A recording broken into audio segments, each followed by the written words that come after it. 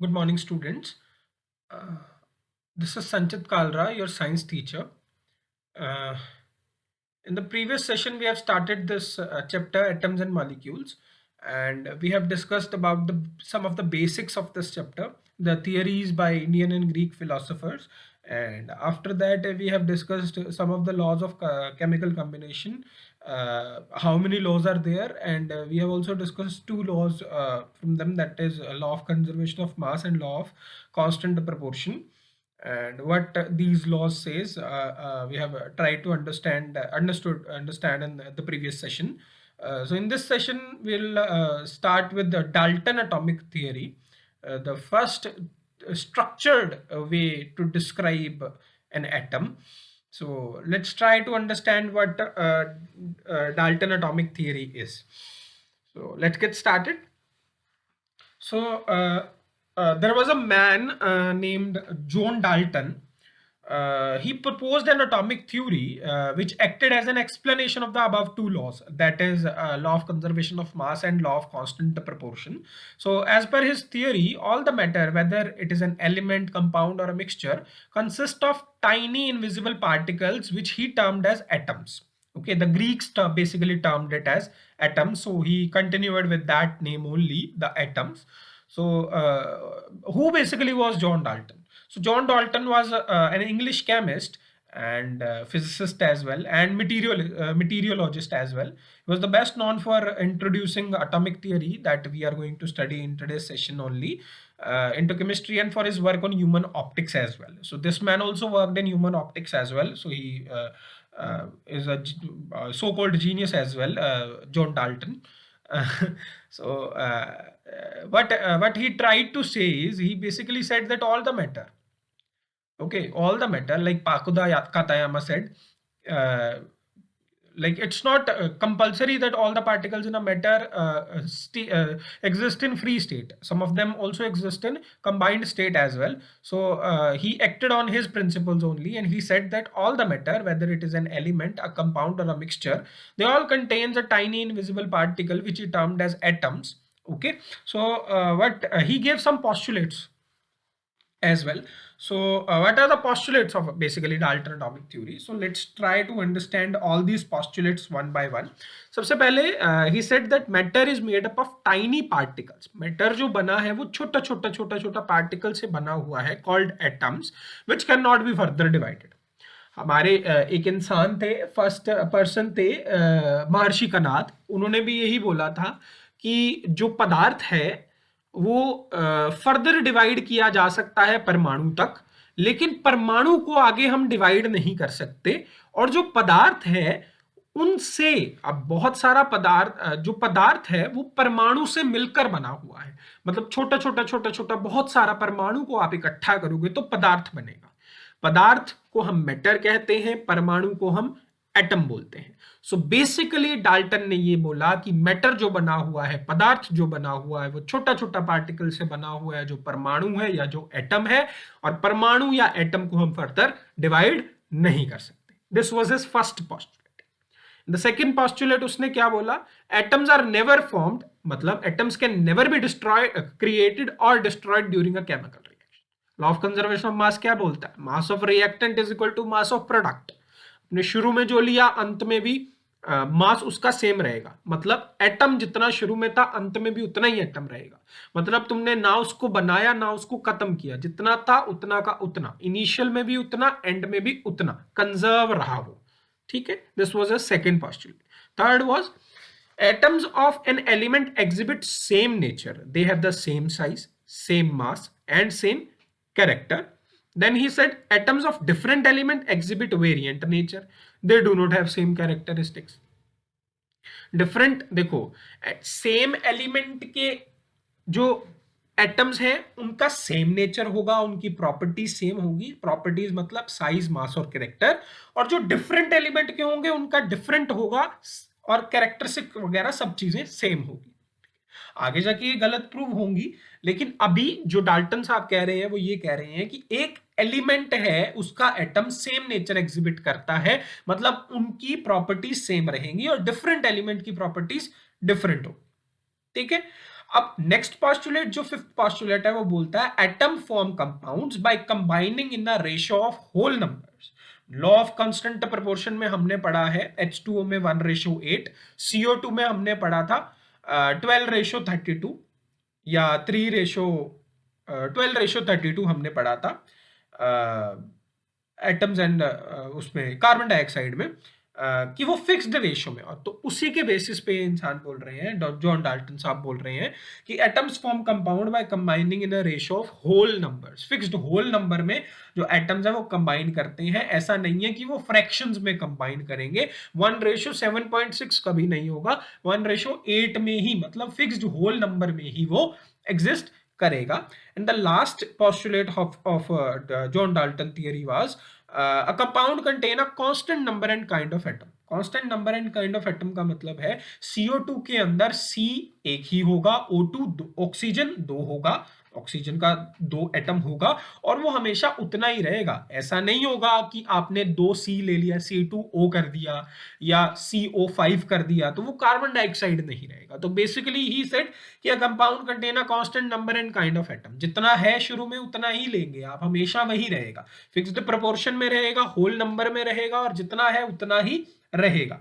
John Dalton ने 6 postulate दिए। सबसे पहला पोस्टुलेट था कि छोटा छोटा पार्टिकल से बना है जिसको एटम बोला, एटम को आप फर्दर डिवाइड नहीं कर सकते। सेकेंड पोस्टुलेट में बोला atom can neither be created nor be destroyed, जितना इनिशियल में था उतना एंड में रहेगा। थर्ड पोस्टुलेट में बोला कि एटम ऑफ एन एलिमेंट के सब सेम नेचर होगा, उनकी प्रॉपर्टी साइज मास और कैरेक्टर, और डिफरेंट एलिमेंट का डिफरेंट होगा। फिफ्थ पोस्टुलेट में वो बोलते हैं कि होल नंबर एग्जिबिट करते हैं, 1:7.6 नहीं होगा, 1:8 होगा, और 12:32 होगा, मतलब fixed whole ratio, whole number में वो एग्जिस्ट करेगा। And in the last postulate उन्होंने बोला कि जो कंपाउंड है उसके अंदर constant number of kind and kind of atom होगा। CO2 के अंदर एक C दो ऑक्सीजन होगा, H2O के अंदर दो हाइड्रोजन एक ऑक्सीजन होगा, वो फिक्स्ड रहेगा। These are basically the 6 postulate given by Dalton, John Dalton. Okay? अब जॉन डाल्टन ने पोस्टुलेट दे दिए, लेकिन जैसे जैसे टाइम बीतता गया डिफरेंट रिसर्च हुई, और उससे उन्होंने क्या देखा है कि yes we can further divide an atom as well. क्या देखा गया, उन्होंने अपना फर्स्ट पोस्टुलेट दिया कि मैटर को आप फर्दर डिवाइड नहीं कर सकते, मैटर को आप डिवाइड करते हो एटम को, एटम इनडिविजिबल है। लेकिन फर्दर जो रिसर्च हुई, फर्दर जो एक रिसर्च हुई उसमें ये देखा गया कि एटम स्मॉलेस्ट पार्टिकल नहीं है, एटम को भी आप फर्दर डिवाइड कर सकते हो इलेक्ट्रॉन, प्रोटॉन और न्यूट्रॉन में। अगर इलेक्ट्रॉन को आप फर्दर, एटम को आप फर्दर डिवाइड कर सकते हो इलेक्ट्रॉन, प्रोटॉन और न्यूट्रॉन में, दैट मींस डाल्टन साहब की फर्स्ट पोस्टुलेट कि atom is indivisible wrong proof होती है। देन उन्होंने बोला कि atom of same element have same properties, same nature, size, mass, character सब एग्जिबिट करेगा। लेकिन बाद में एक थियरी आई आइसोटॉप्स की, बाद में एक चीज को हमने स्टडी किया जो था आइसोटॉप। हमने आपको क्लास में हमने बेसिकली पढ़ा था हाइड्रोजन के 3 isotopes, protium, deuterium and tritium. Protium, deuterium and tritium के अंदर हमने क्या देखा, उनका एटॉमिक नंबर तो तीनों का सेम है, एटॉमिक नंबर सेम है ना, मास चेंज हो रहा है 1 2 3, दैट मींस सेम एलिमेंट के एटम्स के जो कैरेक्टर्स हैं बदल गए प्रोटियम, ड्यूटेरियम और ट्रिटियम में आइसोटॉप की डिस्कवरी के साथ। देन आइसोबार्स की बात हुई, आइसोबार्स में उन्होंने क्या देखा, उन्होंने बोला कि same atoms of different element have different mass. लेकिन हमने क्या देखा आइसोबार्स के केस में, क्या देखा, आर्गन और कैल्शियम का मास सेम है। दैट मींस डाल्टन साहब का जो फोर्थ पोस्टुलेट था वो भी गलत हो गया, डाल्टन साहब का जो थर्ड पोस्टुलेट था वो भी गलत प्रूव हो गया। देन जो बाद में बात आई, element need not combine in whole number ratio और सिंपली टू फॉर्म कंपाउंड। ऐसा नहीं है कि वो होल नंबर रेशियो में ही कंबाइन करेंगे, कोई जरूरी नहीं है। डाल्टन साहब ने फिफ्थ पोस्टुलेट में बोला कि वो एक फिक्स्ड होल नंबर में एग्जिस्ट करेंगे, लेकिन बाद में क्या चीज आई कि कुछ ऑर्गेनिक कंपाउंड है वो सिंपल होल रेशियो नहीं बनाते, जैसे C11H22O11 सिंपल होल नंबर नहीं है, सिंपल रेशियो नहीं है। तो डाल्टन साहब का जो फिफ्थ पोस्टुलेट है वो भी गलत प्रूफ हुआ, दैट मींस वो भी डाल्टन साहब की थियरी के अंदर लिमिटेशन। तो आई होप आपको इतना समझ में आ गया होगा कि डाल्टन साहब ने 6 पोस्टुलेट दिए, उनके अंदर वो क्या-क्या थे और उनकी लिमिटेशंस क्या-क्या। एटम को फर्दर बेसिकली डिवाइड किया नहीं गया कि मतलब रिसर्च से हमें पता चला, फर्दर रिसर्च से और डिस्कवरी से पता चला, जब हमने स्ट्रक्चर ऑफ एटम को देखा तो पता चला कि वो फर्दर डिवाइड होता है इलेक्ट्रॉन, प्रोटॉन और न्यूट्रॉन में। सिमिलरली आइसोटॉप, आइसोबार के बारे में पता चला, जिससे डाल्टन साहब की थियरी के अंदर limitations I, and at last हमें पता चला कि सिंपल होल नंबर में कई बार वो सिंपली एग्जिस्ट नहीं करते। ठीक है, तो वो लिमिटेशंस थी डाल्टन एटॉमिक थियरी की। इसके बाद सिग्निफिकेंस है कुछ डाल्टन एटॉमिक थियरी की। तो बेसिकली सिग्निफिकेंस यही है डाल्टन एटॉमिक थ्योरी की, क्योंकि वो क्या है कि उन्होंने बेसिक अंडरस्टैंडिंग दी थी एटम के बारे में। सबसे फर्स्ट पहले इंसान थे जिन्होंने बेसिक अंडरस्टैंडिंग दी थी एटम के बारे में, वो डाल्टन साहब थे। उससे पहले हमारे पास जो था वो सिर्फ फिलोसफिकल कंसेप्ट था। महर्षि कनाद, पाकुदा कातायामा और ग्रीक फिलोसोफर्स की तरफ से जो कंसेप्ट आया था वो बेसिकली एक फिलोसफिकल कंसेप्ट था। डाल्टन साहब ही वो फर्स्ट इंसान थे जिन्होंने बेसिक अंडरस्टैंडिंग दी थी एक एटम के बारे में। और आज जो हम एक एटम के स्ट्रक्चर को पढ़ते हैं वो बेसिकली डाल्टन एटॉमिक मॉडल की ही एसेंस है। ठीक है, तो ये सिग्निफिकेंस थी डाल्टन साहब की थियरी की, डाल्टन एटॉमिक थियरी की। नाउ मेरिट्स क्या है डाल्टन एटॉमिक थ्योरी की?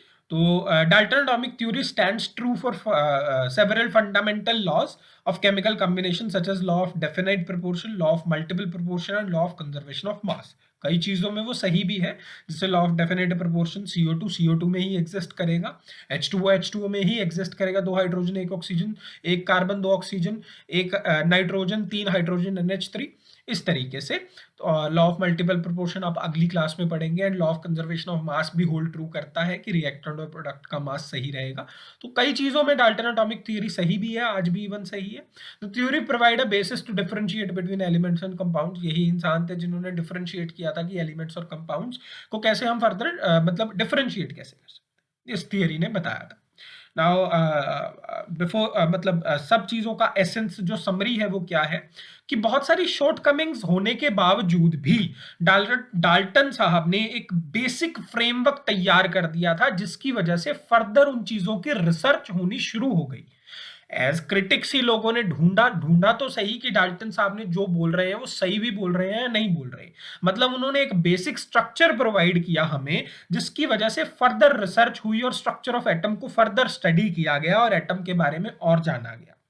तो despite the shortcomings, Dalton atomic theory forms the framework of modern chemistry.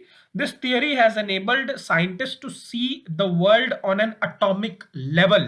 यही वो इंसान थे जिन्होंने लोगों को मजबूर किया इस डायरेक्शन में सोचने के लिए भी कि एक एटम के अंदर क्या होता है, एटम को हम कैसे स्टडी कर सकते हैं, बेसिकली एटम है क्या चीज। अभी तक सिर्फ फिलोसफिकल कंसेप्ट चल रहे थे, सिर्फ फिलोसफीज थी, लेकिन यही इंसान थे जिन्होंने बेसिकली एक एक पोस्टुलेट की तरह, एक थियरी की तरह एक आइडिया दिया था लोगों को कि yes we can study this, we can discover something new from this, we can get something out from this, और लोगों को एटॉमिक लेवल पर सोचने के लिए मजबूर किया। Although it's 2 century old, Dalton atomic theory remains valid in modern chemical thought.